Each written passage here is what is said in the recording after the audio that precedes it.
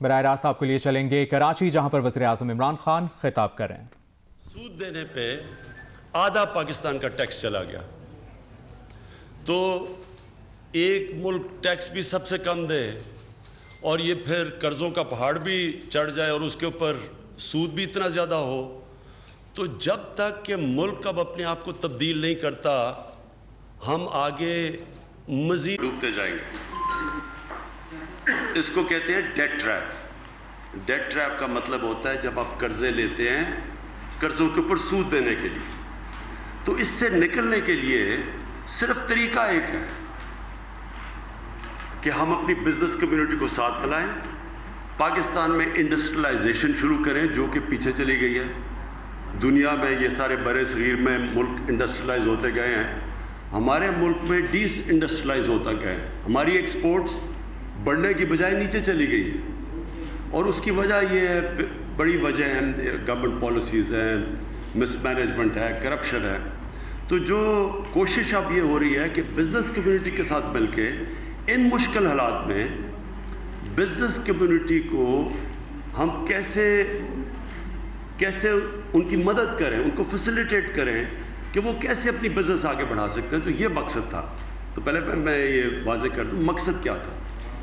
اب پاکستان کے جدھر ہم آج کھڑے ہیں، تین طریقے ہیں کہ ہم اس سے نکلیں گے۔ میں یہ عوام کو، کیونکہ لوگ دیکھ رہے ہیں، تین طرح نکلتا ہے ملک جب وہ مقروض ہو جاتا ہے، جب وہ ڈیٹ ٹریپ میں آ جاتا ہے۔ میں آسان کرنے کے لیے لوگوں کے لیے جو دیکھ رہے ہیں، جو یہ ڈیفیسٹس اور وغیرہ وغیرہ نہیں سمجھیں گے، ایک گھر کے اوپر قرضہ چڑھ جاتا ہے، گھر مقروض ہو جاتا ہے۔ جب وہ گھر مقروض ہو جاتا ہے تو اس کے پاس صرف دو راستے ہو جاتے ہیں کہ ایک وہ اپنے آمدنی بڑھائے، دوسرا خرچے کم کریں۔ تو پہلے تو آپ کو یہ بتا دیں کہ ہم جو اپنی آمدنی بڑھا رہے ہیں اس کے لیے پوری کوشش کر رہے ہیں، جس طرح میں نے ابھی آپ کو کہا، بزنس کمیونٹی کو انڈسٹریلائزیشن، ان کو انسینٹیوز دے رہے ہیں، بجلی سستی دے رہے ہیں، گیس سستی ان کے لیے دے رہے ہیں، کوشش کر رہے ہیں کہ ان کے مسئلے مسائل کم ہو، ریبیٹس کے ہیں، ریفنڈس کے مسئلے ہیں، یہ سارے ہم کوشش کر رہے ہیں۔ ہماری ایف بی آر کے جو چیئرمین ہیں وہ بھی ساتھ ہیں، ہمارے فائنانس منسٹر، سب کوشش یہ ہے کہ بزنس کے سامنے رکاوٹیں کم ہوں۔ ساتھ ساتھ ایکسپورٹس بڑھانے کی کوشش کر رہے ہیں، کیونکہ اگر ایکسپورٹس بڑھیں گی تو یہ جو اتنا بڑا خسارہ ہے امپورٹ اور ایکسپورٹ میں، جو کرنٹ اکاؤنٹ ڈیفیسٹ کہتے ہیں، وہ کم کرنے کے لیے ایکسپورٹس بڑھانے کی کوشش کر، اور ایکسپورٹس بڑھی ہیں، ڈالر ٹرمز میں نہیں ویسے اوپر گئی ہیں۔ گارمنٹس کی 30% ایکسپورٹ بڑھ گئی ہے۔ ریمیٹنسز جو پاکستانی ورکر بھیجتے ہیں وہ کوشش کر رہے ہیں کہ وہ لیگل چینلز ہیں وہ بھی بڑھ گئی ہیں۔ انویسٹمنٹ لانے کی کوشش کر رہے ہیں، اس کے لیے ایم او یو سائن ہیں، مختلف ممالک سے ہماری بات چیت چل رہی ہے۔ ابھی قطر تھے، سعودی عربیہ تھا، یو اے ای، چائنا کے ساتھ ہماری ٹریڈ اگریمنٹ ہو گئی ہے۔ تو وہ ساری کوشش یہ ہے کہ اپنی آمدنی بڑھائیں، پھر جو خرچے کم کریں۔ امپورٹس ہم نے کم کیے ہیں، جو ہمارا ڈیفیسٹ تھا وہ کم ہو گیا ہے۔ $2 ارب کا مہینے کا ڈیفیسٹ تھا، وہ $1 ارب پہ آ گیا ہے۔ تو اپنے خرچے کم کر رہے ہیں۔ ہم نے فیڈرل گورنمنٹ نے اپنے 40 ارب روپے مہنگائی کے دور میں خرچے کم کیے ہیں۔ پاکستانی فوج نے پہلی دفعہ خرچے کم کیے ہیں۔ ہم نے اپنے کیبنٹ منسٹرز نے 10% اپنی سیلری کم کی ہے۔ تو یہ پوری کوشش یہ ہے کہ ہم اپنے خرچے کم کریں۔ امریکہ جا رہا ہوں، کوشش ہوگی میں امریکہ میں پاکستان ایمبیسی میں ٹھہروں گا، ہوٹل میں نہ ٹھہریں، تھوڑے سے لوگ لے کے جا رہے ہیں، اور جو پہلے خرچے ہوتے تھے ٹرپس کے، ساری کوشش یہ ہے کہ اپنے خرچے کم کریں، آمدنی بڑھائیں۔ اور تیسری چیز ہے، اگر گھر مقروض ہوتا ہے کیونکہ گھر کے کسی فرد نے ڈاکے مارے ہیں گھر کے اوپر اور اس کے اوپر چوری کی ہے، تو وہ گھر پھر ان لوگوں کو سزا دیتا ہے، کیونکہ پھر یہ بتانے کے لیے کہ پھر سے نہ کوئی آ کے گھر لوٹ لے۔ اسی طرح جب ایک قوم کرپٹ لوگوں کو سزائیں نہیں دیتی، وہ کرپشن بڑھ جاتی ہے۔ کرپشن کا مطلب یہ ہے کہ ملک سے پیسہ بھی باہر چلا جاتا ہے۔ اس کی وجہ سے یہ جو ہمیں IMF کے پاس جانا پڑا ہے، ہمارے پاس منی لانڈرنگ جس سطح کے اوپر ہے، اب $6 ارب ہمیں IMF سے ملا۔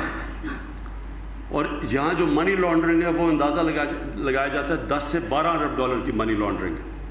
تو وہ جو لوگ اس ملک کو کرپشن کر رہے ہیں, چوری کر رہے ہیں, منی لانڈرنگ کر رہے ہیں, یہ یاد رکھیں کہ جب تک ہم ان کو انصاف کے کٹہرے میں نہیں کھڑا کریں گے, ان کو عدالتوں میں نہیں لے کے جائیں گے, ان کو سزائیں نہیں دیں گے, یہاں کبھی کرپشن ختم ہی نہیں ہوگی. اور اگر کرپشن ختم نہیں ہوگی, ملک کا کوئی مستقبل نہیں ہے.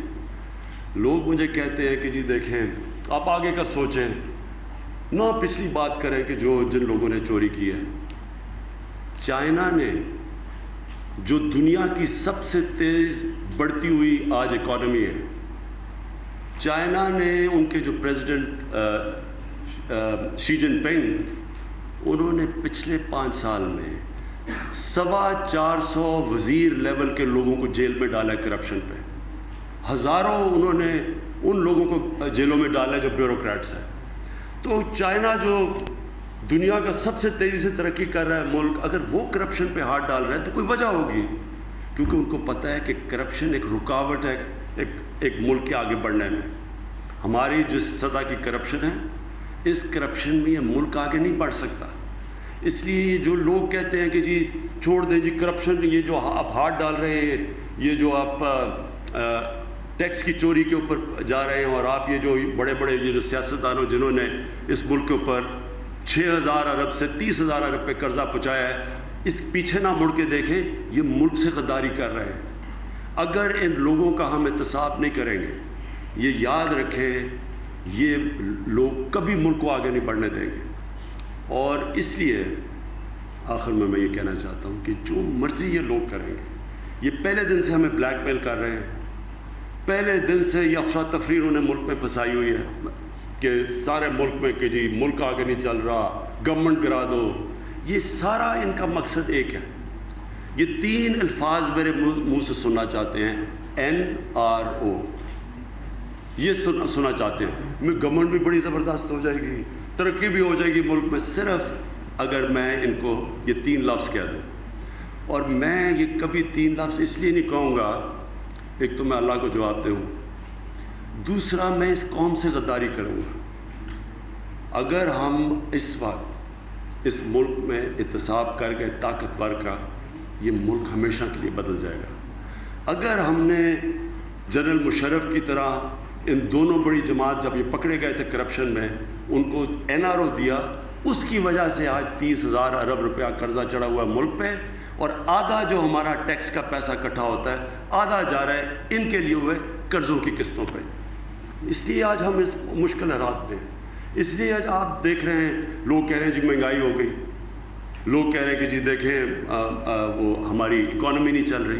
اس لیے کہہ رہے ہیں کیونکہ یہ سارا بوجھ ان کا یہ قوم برداشت کر رہی ہے. تو میں یہ جو آج بزنس کمیونٹی سے ملا ہوں, میں نے بزنس کمیونٹی کو پورا ان سے وعدہ کیا ہے کہ آپ سمجھیں کہ گورنمنٹ آپ کی پارٹنر ہے, ہمارا کام ہے آپ کی مدد کرنا. بزنس کمیونٹی چلے گی, نوکریاں ملیں گی, سرمایہ کاری ہوگی, اور یہ جو اور اس سے ہمارے پاس اتنا پیسہ آئے گا کہ ہم ان کی قرضوں کی قسطیں واپس کریں. پھر سے اگر گھر مقروض ہو جاتا ہے, اگر گھر کے اوپر قرضے چڑھ جاتے ہیں, تو گھر پھر کیا کرتا ہے, کوشش کرتا ہے کہیں سے قرضہ لیں, اس قرضے سے کوئی کاروبار شروع کرے, کوئی دکان لگائے, کوئی فیکٹری لگائے, اس کی آمدنی آئے, اور اس آمدنی سے پھر وہ آہستہ آہستہ قرضے واپس کرتے ہیں. یہی انشاءاللہ آپ دیکھیں گے کہ ہمارا ملک میں اللہ نے سب کچھ دیا ہے, زبردست لوکیشن ہے ہمارے اللہ نے اس جگہ پہ پاکستان کو کھڑا کیا ہے کہ دنیا میں سب سے زیادہ ہمارا بہترین لوکیشن ہے.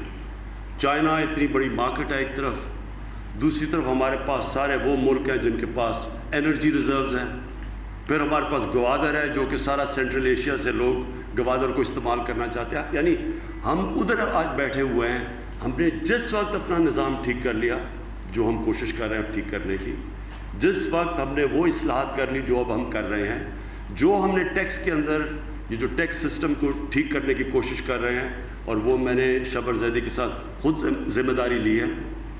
انشاءاللہ FBR کی ہم ریفارم بھی کریں گے. میں خود بیٹھ کے ہمارا جو 5,500 ارب کا ٹارگٹ ہے اگلے سال کا ٹیکس کا, انشاءاللہ وہ ہم دونوں مل کے ہمارا پوری FBR کو ریفارم کریں گے, سارے جتنے جتنے لوپ ہولز ہیں ان کو ختم کر کے انشاءاللہ ہم ٹیکس اکٹھا کریں گے.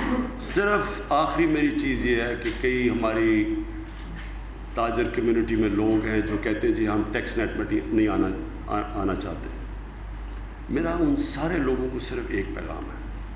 دیکھیں اگر ہم سب مل کے ٹیکس نہیں دیں گے تو وہ پہلے تو بوجھ پڑ جائے گا تھوڑے سے لوگوں پہ. جس طرح ابھی انڈسٹری ہماری 20% انڈسٹری ہے, تقریباً 70% ملک کا ٹیکس دے رہی ہے. تو انڈسٹری اتنا زیادہ ٹیکس برداشت نہیں کرے گی, وہ آہستہ آہستہ نیچے جا رہی ہے. اور دوسری چیز, اگر ہم ٹیکس نہیں دیں گے تو کیا کریں گے؟ گورنمنٹ نوٹ چھاپے گی. نوٹ چھاپنے سے کیا ہوگا؟ مہنگائی بڑھتی جائے گی. اور ایک چیز جس کو کہتے ہیں ہائپر انفلیشن, وہ اتنی, جس طرح ابھی کئی ملکوں میں آپ دیکھ رہے ہیں کہ لوگ بھاگ کے اپنے ملک سے یورپ میں گھس رہے ہیں, کشتیوں میں ڈوب رہے ہیں. امریکہ میں دیکھ رہے ہیں کہ لوگ جا رہے ہیں اور بارڈروں کے اوپر کھڑے ہیں, کیونکہ ان کے ملک کے اندر وہ حالات ہو گئے ہیں کہ ایک پوری ٹوکری لے کے آتے ہیں نوٹوں کی اور ڈبل روٹی نہیں ملتی وہاں. اس کو ہائپر انفلیشن کہتے ہیں. اگر ہم نے نوٹ چھاپا تو مہنگائی بڑھتی جائے گی. اس لیے ہماری کوشش یہ ہے کہ سارے لوگ اپنا حصہ دیں ٹیکس کے اندر, جو اب تک ہم نے نہیں دیا. 1% لوگ سارے پاکستان میں ٹیکس دیتے ہیں. اس سے تو ملک آگے نہیں چل سکتا. اور آج جدھر ہم بیٹھے ہیں ہم تو اس سے نہیں نکل سکتے. تو اس لیے میری سب سے اپیل ہے آج کہ یہ اب وقت آ گیا کہ ہم ایک اپنا مائنڈ سیٹ بدلیں. یہ قوم, وہ جو طبقے آج تک ٹیکس نہیں دیتے تھے, ہم سارے مل کے اپنا کنٹریبیوٹ کریں.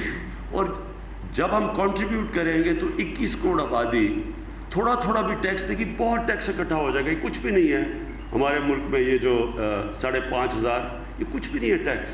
ہم کم از کم 8,000 ٹیکس اکٹھا کر سکتے ہیں.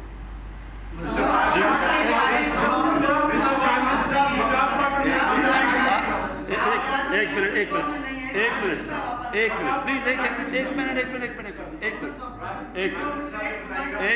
منٹ پلیز میری بات سنیں. دیکھیں, ہم سے ایک کر کے جو سوال پوچھتے ہیں پلیز ایک سوال. سوال یہ ہے کہ آپ نے کہا کہ اس وقت سندھ میں تبدیلی کا اس وقت بڑا ہوا ہے, سندھ میں گورنر راج کے حوالے سے بھی بات ہو رہی ہے, تبدیلی کے حوالے سے بھی باتیں ہو رہی ہیں.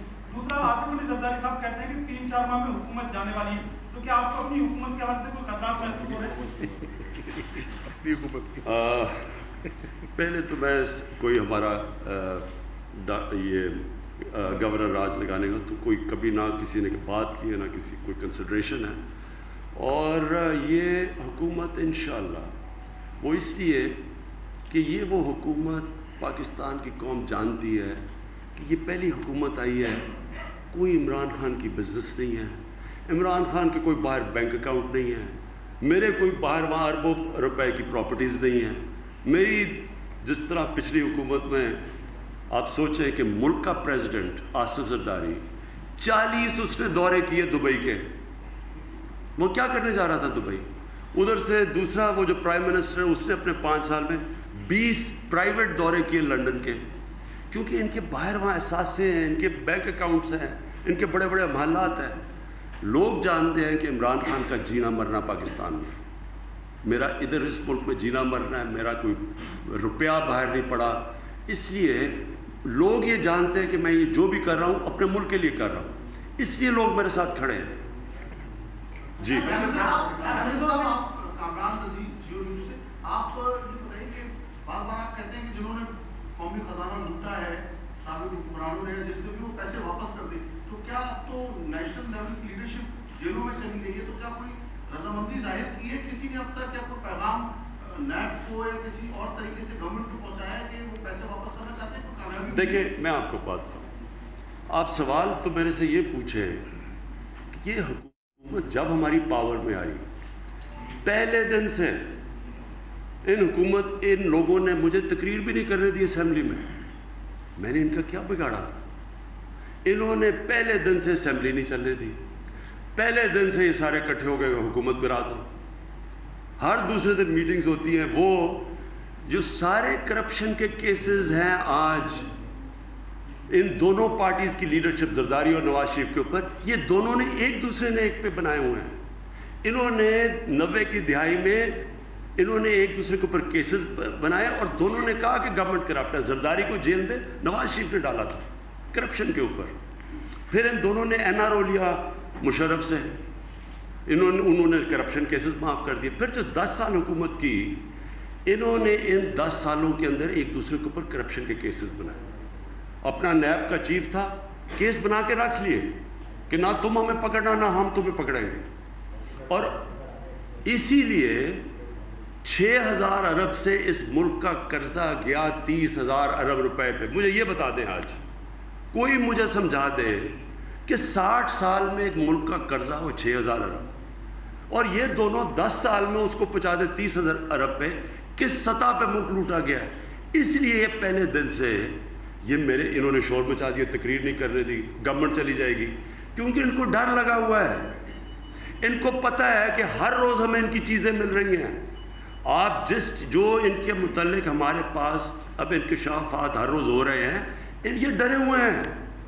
ان کو پتہ ہے کہ ہر روز جو گزرتا جا رہا ہے ان کے لیے وہ چیزیں سامنے آئیں گی. ابھی تک تو کیسز انہوں نے ایک دوسرے کے اوپر بنائے ہوئے ہیں. سن لیں, ابھی تو کیسز ہمارے نہیں آ رہے سامنے.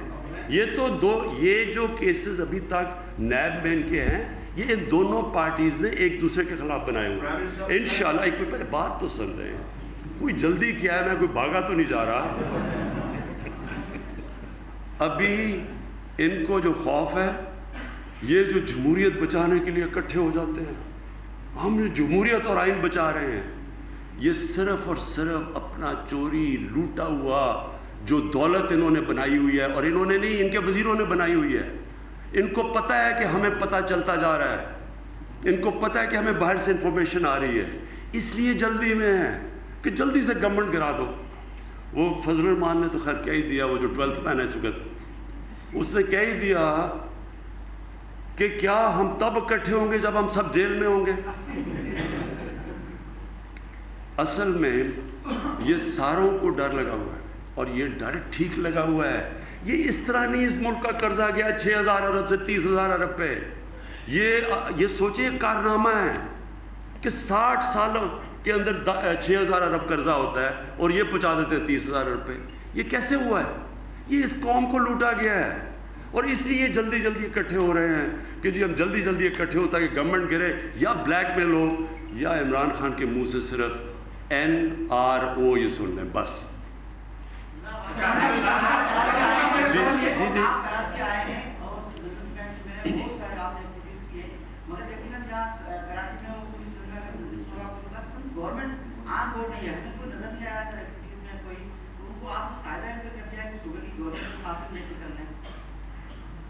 نہیں, اصل میں یہ جو ٹرپ میں نے آپ کو شروع میں بتایا کہ بجٹ آیا, بجٹ کے بعد ہم نے ساری بزنس کمیونٹی سے بات چیت شروع کی.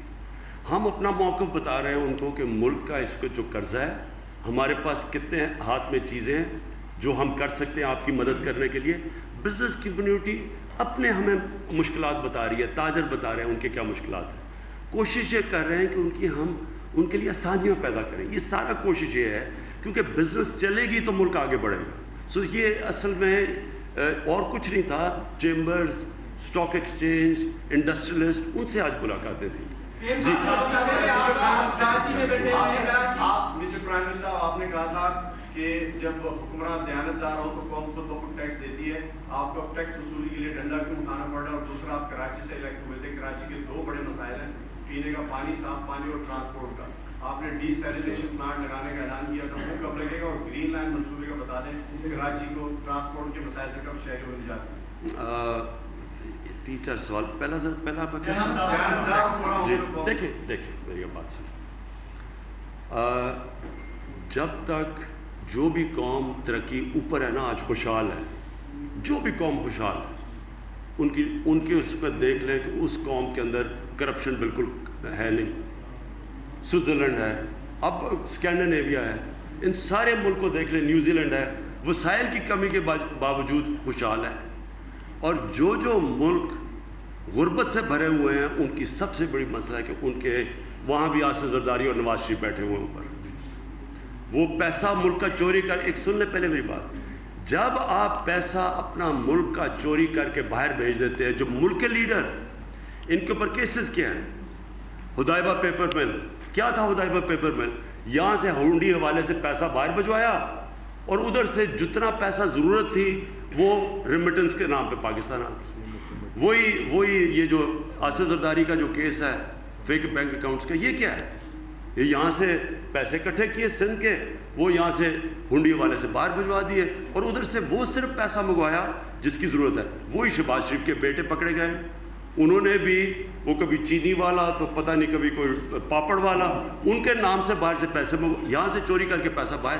تو کر کیا رہے تھے؟ ذرا سنیں، یہ ہو پاکستان سے یہ رہا ہے کہ جب لیڈرشپ ملک کا پیسہ چوری کر کے باہر لے کے جا رہی ہے تو وہ باقی کس کو روکے گی؟ تو یہ جو میں آپ کو کہہ رہا ہوں کہ 30,000 ارب کا جو قرضہ چڑھا ہے، یہ ایسے نہیں چڑھا، یہ لیڈرشپ خود چوری پہ لگی ہوئی تھی۔ تو جو میں نے آپ سے بات کی، انشاءاللہ میں آپ کو ثابت کروں گا کہ جب آپ کے باہر کے ملکوں کو یہ پتہ چل جائے کہ آپ کی ایک ملک کی گورنمنٹ اور لیڈرشپ ایماندار ہے، تو آپ کا مطلب یہ جو ہمارے چھوڑ کے گئے تھے، سعودی عربیہ نے کیوں پیسہ دیا، یو اے نے ہمیں کیوں پیسہ دیا، قطر نے آ کے کیوں پیسہ دیا، چائنا نے کیوں بیک کیا، ساروں نے ہمیں ریکارڈ پیکیجز دیے ہیں۔ اگر وہ ہمیں پیکیج نہ دیتے آج ہمارا ملک کا دیوالیہ نکل گیا تھا۔ انہوں نے ہمیں کیوں ہماری مدد کی؟ ایک ایک نے کہا کہ یہ پہلی دفعہ پاکستان میں دیر کے بعد ایک ایماندار حکومت آئی ہے۔ جب آپ کے پاس ایماندار حکومت آ جائے، میں آپ کو ایک اور چیز بتاتا ہوں۔ اینڈرو فارسٹر آیا پرسوں مجھے ملنے، یہ دنیا میں مائننگ کے اندر ٹاپ ان کی فرم کنسیڈر کی جاتی ہے، آسٹریلین ہے۔ اینڈرو فارسٹر نے مجھے کیا کہا؟ کہتا ہمیں سب کو پتہ ہے کہ پاکستان میں ذخیرے ہیں تانبے کے، کوئلے کے، پتہ نہیں لیڈ کے، کیونکہ انٹرنیشنلی سب کو پتہ ہے کہ پاکستان بھرا ہوا ہے ذخیروں سے، یہ منرلز کے۔ لیکن اس نے کہا ہم اس لیے نہیں آتے کہ یا پیسے مانگتے ہیں یا رشوت مانگتے ہیں۔ تو میں آپ کو انشاءاللہ ثابت کر کے دکھاؤں گا کہ اسی پاکستان کو یہ ہم قرضوں کی دلدل سے بھی نکالیں گے، یہی پاکستان آپ کے دیکھتے دیکھتے چینج ہوگا۔ یہاں سرمایہ کاری ہوگی، ہم نے صرف آمدنی بڑھانی ہے نا، جیسے جیسے باہر سے سرمایہ کاری آئے گی آپ دیکھیں گے اس کی آمدنی بڑھے گی، یہ قرضے بھی واپس کر دیں گے اور یہ ملک انشاءاللہ اپنے پیر پہ کھڑا کر کے تھینک یو۔ ہاؤس کراچی میں میڈیا سے گفتگو کر رہے تھے، انہوں نے کہا کہ آدھا ٹیکس ان قرضوں کے سود پر جا رہا ہے جو گزشتہ حکومتوں نے لیے تھے۔ انہوں نے کہا کہ کوشش ہے کہ تاجر برادری سے مل کر کاروباری سرگرمیوں میں اضافہ کریں۔ قرضوں کے شکنجے سے نکلنے کے لیے 3 طریقے ہمارے سامنے ہیں، ٹیکس وصولیاں، برآمدات اور بیرونی سرمایہ کاری میں اضافے کی کوشش کر رہے ہیں۔ ساتھ ہی وزیر اعظم عمران خان کا میڈیا سے گفتگو کرتے ہوئے یہ بھی کہنا تھا کہ وہ امریکہ جا رہے ہیں اور امریکہ جا کر ہوٹل کے بجائے سفارت خانے میں رہیں گے۔ جو لوگ چوری، کرپشن اور منی لانڈرنگ کر رہے ہیں انہیں سزا دینا ضروری ہے۔ کچھ لوگ کہہ رہے ہیں کہ آگے کا سوچیں، پرانی باتیں نہ کریں۔ دوسری جانب مسلم لیگ نون کی نائب صدر مریم نواز کا کہنا ہے کہ مجھے ہر قیمت پر گرفتار یا نظر بند کرنا چاہتے ہیں، مسئلہ یہ ہے میرے خلاف کچھ ہے ہی نہیں۔ انہوں نے کہا کہ بیچاروں کو وہ جھوٹا کیس جس میں مجھے سزا ہوئی اور عدالت معطل کر چکی دوبارہ کھولنا پڑا، یہ اقدام غیر قانونی اور مضحکہ خیز ہے، اس لیے چلے گا نہیں۔ اپڈیٹ کریں آپ کو، مسلم لیگ نون کی نائب صدر مریم نواز نے بیان دیا ہے کہ یہ مجھے ہر قیمت پر گرفتار یا نظر بند کرنا چاہتے ہیں، مسئلہ یہ ہے کہ ان کے خلاف کچھ ہے ہی نہیں، بیچاروں کو وہ جھوٹا کیس جس میں انہیں سزا ہوئی اور عدالت معطل کر چکی ہے دوبارہ کھولنا پڑا، یہ اقدام غیر قانونی اور مضحکہ خیز ہے، اس لیے چلے گا نہیں۔ ڈیفنس کراچی میں نجی ٹی وی کے اینکر مرید عباس اور ان کے دوست خضر کے قتل کی تفتیش جاری ہے۔ پولیس حکام کے مطابق مقتولین اور قاتل کے درمیان کاروباری تنازع تھا۔ قتل کی تحقیقات کے لیے پولیس نے 2 مقدمات درج کر لیے، ایک مقدمہ قتل اور دوسرا ملزم کی خودکشی کی کوشش کا درج کیا گیا ہے۔ فائرنگ کے واقعے کی CCTV ویڈیو منظر عام پر آ گئی ہے۔ ویڈیو میں ملزم عاطف زمان کو اسلحہ لے کر عمارت میں داخل ہوتے اور پھر ایک نوجوان کے پیچھے بھاگتے دیکھا جا سکتا ہے۔ پولیس نے ویڈیو میں نظر آنے والے ملزم عاطف کے ساتھ دوسرے شخص کی تلاش شروع کر دی ہے۔ قتل کا مرکزی ملزم خودکشی کی کوشش کے بعد اسپتال میں زیر علاج ہے۔ ڈیفنس میں گزشتہ روز فائرنگ کے ملزم عاطف زمان کے فون کالز کا ڈیٹا پولیس نے حاصل کر لیا ہے۔ تفتیشی حکام کے مطابق ملزم نے مرید عباس اور خضر حیات سمیت 5 افراد کو فون کیا تھا۔ ملزم نے خضر حیات کو چھوٹا بخاری جبکہ مرید عباس کو بڑا بخاری بلایا تھا۔ ملزم کے کال ریکارڈ سے 35 افراد کی تفصیلات حاصل کی گئی ہیں۔ तमाम अफराद को तहकीकात के लिए बुलाया जाएगा। फायरिंग के वाक़े के 2 मुकदमा दर्ज कर लिए गए हैं। निजी टीवी एंकर मुरीद अब्बास के कत्ल का मुकदमा मकतूल की अहलिया की मुदियत में कत्ल की दफात के तहत दर्ज किया गया है, जबकि मुलजिम आतिफ जमान के खिलाफ खुदकुशी की कोशिश का मुकदमा भी दर्ज किया गया है। वारदात में इस्तेमाल होने वाला असलहा किसी और का निकला तो नया मुकदमा भी दर्ज किया जाएगा। मुलजिम आतिफ जमान की गाड़ी भी तहवील में ले ली गई है। गाड़ी से 39 से जायद गोलियां और 5 खौल मिले हैं। मकतूल मुरीद अब्बास और मुलजिम आतिफ एक ही इमारत में रहते थे। जराए के मुताबिक मुलजिम ने खिजर हयात पर चलती हुई गाड़ी से फायरिंग की थी। कत्ल की वारदात से लगता है मुलजिम माहिर निशानाबाज है, जबकि मुलजिम आतिफ ने दिल की जानिब गोली मारकर खुदकुशी की कोशिश की। दूसरी जानिब सीसीटीवी फुटेज में मुलजिम आतिफ को 8:25 पर इमारत में असलहा लिए दाखिल होते और 8:28 पर इमारत से बाहर जाते देखा जा सकता है। जराए के मुताबिक मुलजिम आतिफ ने 3 मिनट के अंदर मुरीद अब्बास को कत्ल किया और 9:06 पर मकतूल की अहलिया को मुरीद अब्बास की लाश को लिफ्ट से बाहर ले जाते देखा जा सकता है, जबकि दूसरी फुटेज में खिजर हयात को जख्मी हालत में सड़क पर पड़ा देखा जा सकता है। कराची के इलाके डिफेंस में गुज़श्ता रोज फायरिंग में कत्ल मुरीद अब्बास केस की तहकीकात शुरू कर दी गई हैं। तहकीकात किन पहलुओं पर की जा रही हैं, तफसील बता रहे हैं नुमाइंदा जियो न्यूज़ ज़ीशान शाह। जी बिल्कुल, मैं इस वक्त डिफेंस खयाबान बुखारी में उस इमारत के बाहर खड़ा हुआ हूँ जहाँ पे गुज़श्ता रोज़ मुरीद अब्बास को जिस दफ़र ने आतिफ जमान ने फायरिंग करके कत्ल किया, मेरे जैसा कि अक़ब में आप भी देख सकते हैं, ये वो दरवाज़ा है जिसकी सीसीटीवी फुटेज भी मंजर आम पे आ चुकी है। हम आपको अंदर जाके दिखाते हैं कि ये वो बिल्डिंग है और उसके बाद में यहीं से ही गुज़श्ता रोज़ जब ये फायरिंग का वाक़या पेश आया था, आतिफ जमान अपने हाथ में पिस्तौल लेके गया था, उसके जिसके बाद में पुलिस ने और मुरीद अब्बास की वाइफ ने इसी लिफ्ट की मदद से उनको बाहर निकाला था।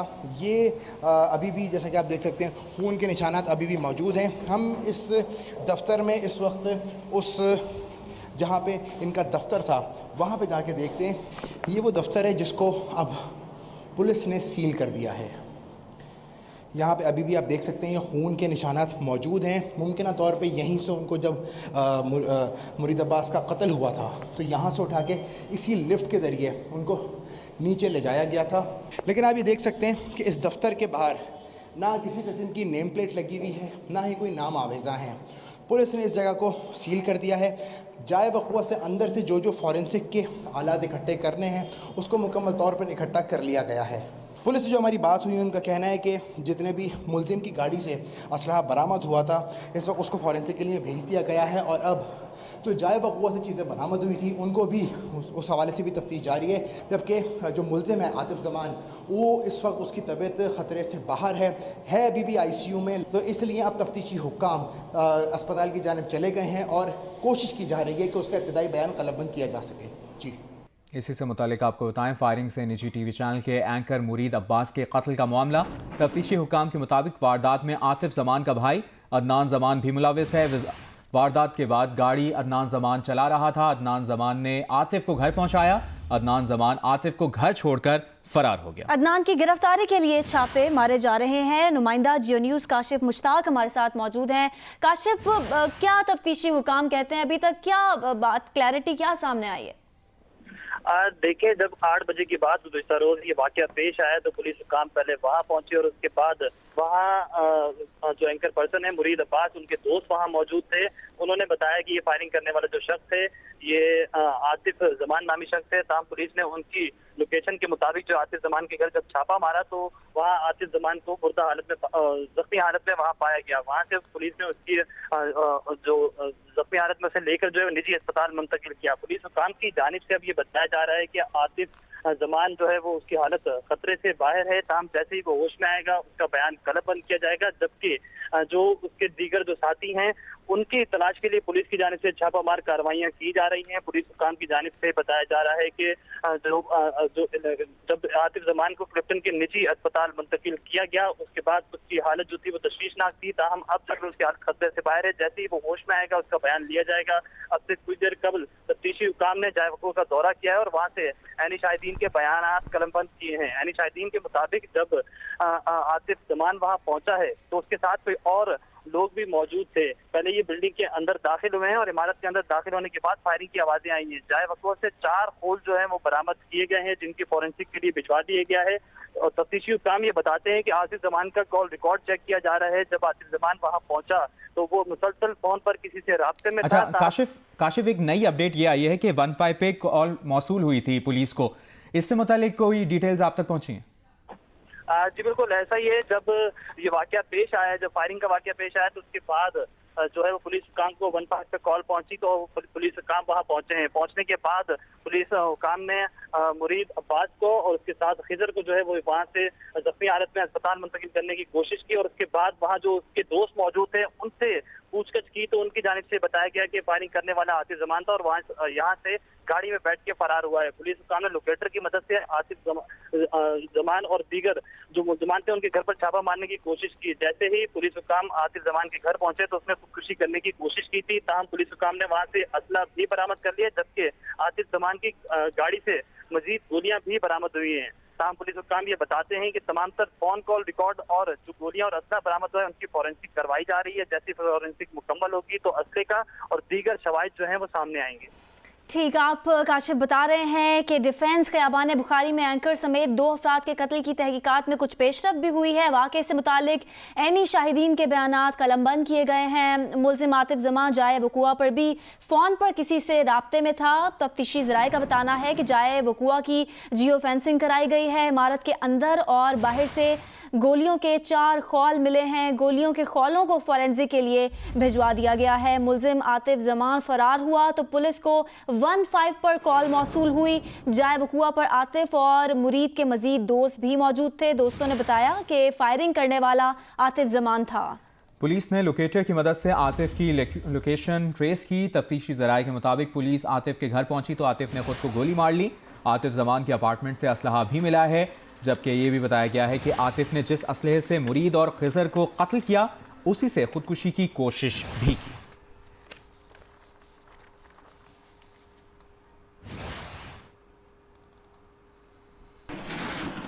खबरों के सिलसिले को आगे बढ़ाएं, आपको बताएं IMF ने पाकिस्तान को कर्जे की पहली किस्त जारी कर दी है। पाकिस्तान को पहली किस्त 99 करोड़ 10 लाख डॉलर्स की मिली है। IMF की जानिब से किस्त मिलने के सबब पाकिस्तान के ज़र मुबादला के ज़खायर 15 अरब 4 करोड़ 31 लाख डॉलर्स हो गए हैं, जबकि स्टेट बैंक के पास 8 अरब 19 करोड़ डॉलर हो गए हैं।